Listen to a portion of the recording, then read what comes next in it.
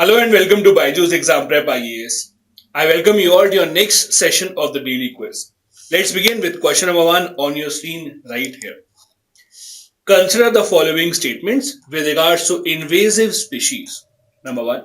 A species is termed invasive if it's previously absent in that ecosystem and has been introduced in that area from outside, mostly by human intervention. Second, the invasive growth of the grass Paspulum distichum has changed the ecological character of the large areas of the Kyoladeo National Park, reducing its suitability for certain waterbird species, including the Siberian crane. Third, the Ministry of Environment and Forest issues approval along with the quarantine certificates for the export of wild animals and articles under Wildlife Protection Act of 1972. Which of these given statements is or are correct? The correct answer here is D. All the three given statements with regards to invasive species are absolutely correct. These are those species that are not indigenous to that ecosystem and have been introduced from outside, mainly by human intervention, either intentionally or unintentionally. The term invasive species has been used because they harm the entire ecosystem and the species that have been living there for a long time. That is why if you have to export any wild animals or articles which are under the Wildlife Protection Act of 1972, you need proper approval of the Government of India. The reason why we are discussing this question is because the Kaziranga National Park right now is facing this problem of invasive weed. That is, invasive species that have been brought from outside, which are now harming the indigenous cultivation of the Kaziranga National Park. The article says that a vitamin D3 rich weed and a shrub with roots that the wild boars actually enjoy are amongst the 18 invasive plants which are hurting the Kaziranga National Park and the Tiger Reserve. As you know, this national park is well known for having a large population of one-horned rhinoceros. This article also tells you that there has been a history of such invasive species that have been introduced in the Kaziranga National Park over the years, starting from the 1950s itself. Next, question number 2. Consider the following statements with regards to Intelligence Bureau. Number 1. The IB was founded on December 23, 1887 as a central special branch by the Secretary of State for India in London. Second, the IB technically falls under the authority of the Ministry of Home Affairs. Third, the Director of Intelligence Bureau, short for DIB, has always been an IPS officer. Which of these given statements is or are correct? Again, the correct answer here is D. All the three given statements with respect to Intelligence Bureau, that is IB, which is one of India's premier intelligence agencies specifically for internal intelligence, that is within India, are correct. The IB is considered as one of the oldest intelligence agencies in the entire world and has its origins back as 1887. It works under the authority of the Ministry of Home Affairs.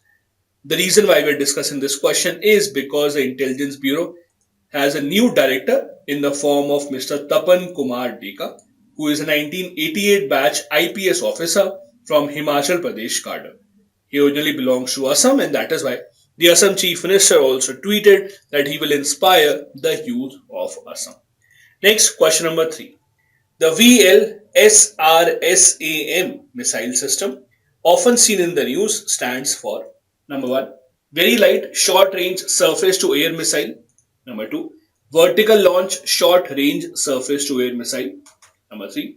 Vertical launch supersonic range surface to air missile. Or fourth, the 5th generation launch short air surface to air missile. The correct answer here to this easy question is B. This stands for vertical launch short range surface to air missile. The reason why this question has been asked is because a version of this missile has been successfully test fired by the DRDO and the Indian Navy off the coast of Chandipur in Odisha.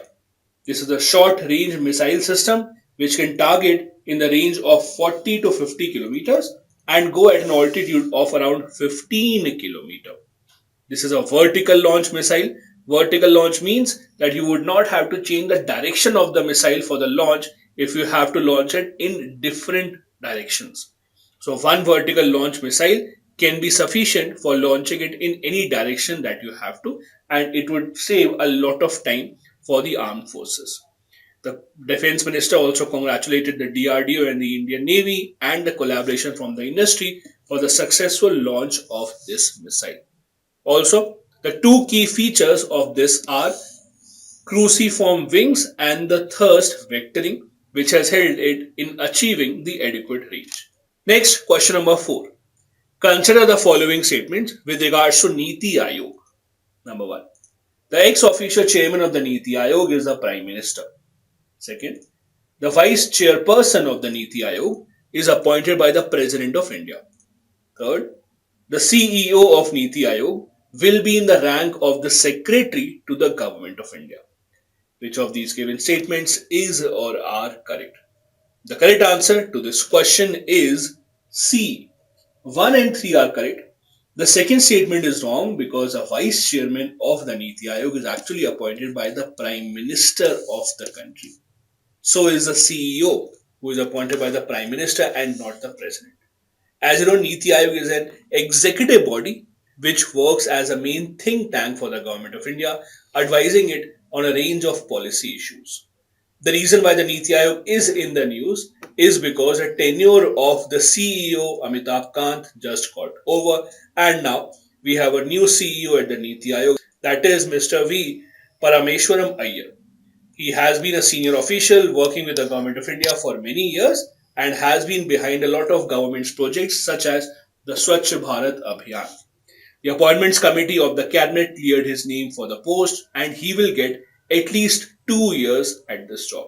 The tenure of Mr. Amitabh Kant comes to an end on 30th of June, after which Mr. Iyer will take over.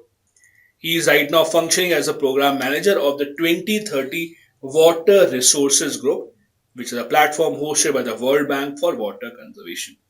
He is an IAS officer of 1981 batch from the Uttar Pradesh cadre. As you would know, Mr. Amitabh Kant was appointed as the CEO of the NITI Aayog in 2016 for 2 years, but kept getting extensions because of the job that he was doing. Next, we have a previous year question from 2021. At the national level, which ministry is a nodal agency to ensure effective implementation of the Scheduled Tribes and other traditional forest dwellers Recognition of Forest Rights Act 2006?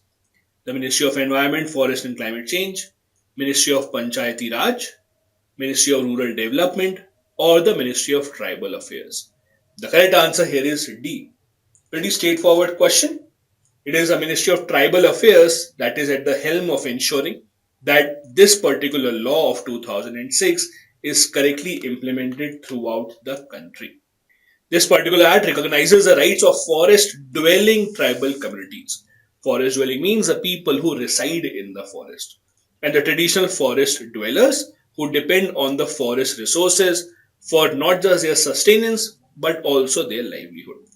The Tribal Affairs Ministry at the Union Government level is the nodal agency to ensure effective implementation of this act.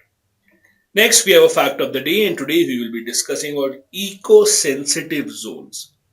The reason why it is in the news is because a lot of farmers in Kerala have been protesting against the order of the Supreme Court, which says that the government must establish 1 kilometer eco-sensitive zones around all the protected areas, wildlife sanctuaries, and national parks. The farmers fear that this will result in losing their livelihood because a lot of them depend on the resources that they accumulate from these particular areas for their livelihood. According to the National Wildlife Action Plan, which was released by the Union Ministry of Environment, land within 10 km of the boundary of national park, wildlife sanctuaries is to be notified as eco-fragile zones, that is ESZ. The purpose of creating these zones is to mainly act as shock absorbers and not to have any negative impact on the wildlife with respect to the human activities that are taking place nearby. However, the people believe that their own livelihood opportunities are now being curtailed because of such an order.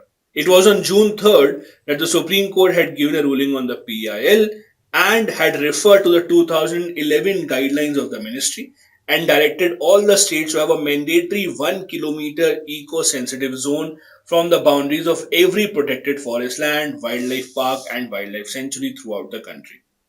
The court also said if the existing eco-sensitive zone goes beyond 1 kilometer, or if any statutory instrument prescribes a higher limit, then the extended boundary shall prevail. So the Supreme Court had said that at least 1 kilometer has to be the boundary. If the existing boundary is more than 1 kilometer, then it has to be retained. So it has to be a minimum of 1 kilometer, and that is why farmers in these areas, specifically in the Wayanad district and in the Idukki district, are protesting against this judgment. This is all that you needed to know about this judgment and the important questions from the newspapers today. Thank you so much for watching the daily quiz video.